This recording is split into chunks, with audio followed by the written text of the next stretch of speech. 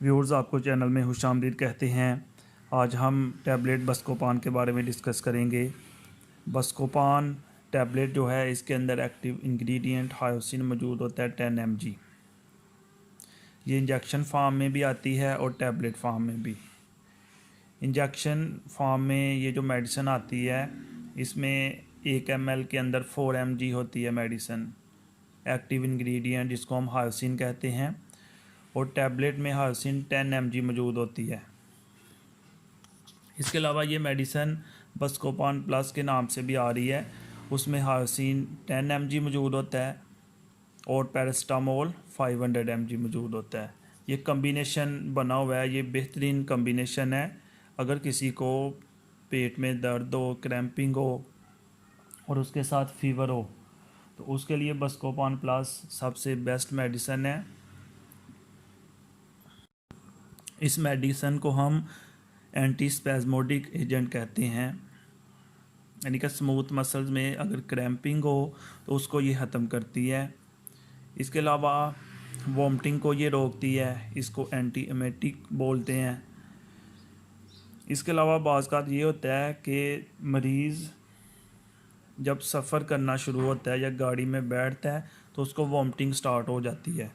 अगर इस तरह की कंडीशन हो तो उसके लिए बस्कोपान एक अच्छी मेडिसिन है। मज़ीद इसकी इंडिकेशंस में, अगर क्रैम्पिंग अभी स्टार्ट हुई हो, जिसको हम एक्यूट स्पैम बोलते हैं, एक्यूट स्पैज़म बोलते हैं, उसके लिए ये मेडिसिन यूज़ की जाती है। इसके अलावा हार्ट रेट अगर स्लो हो तो उसके लिए ये मेडिसिन यूज़ की जाती है। ऑपरेशन के दौरान भी ये यूज़ की जा सकती है, यानी कि स्किन को या नालियों को अगर ड्राई करना हो तो उसके लिए ये मेडिसिन यूज़ होती है।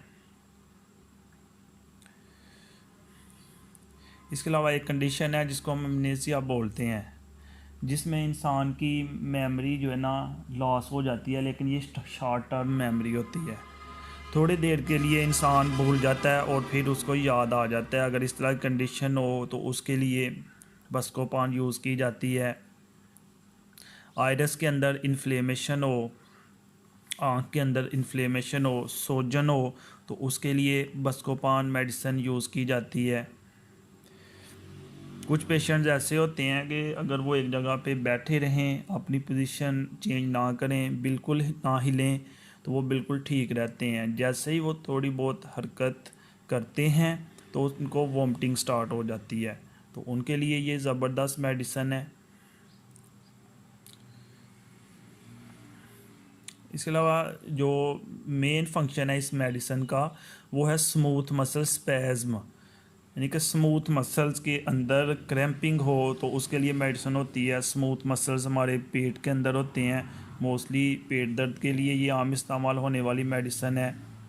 या फिर हमारे स्टोमिक के अंदर, छोटी आंत बड़ी आंत के अंदर कोई प्रॉब्लम हो तो वक्ती तौर पर उसकी अलामतें ख़त्म करने के लिए ये मेडिसिन यूज़ की जाती है।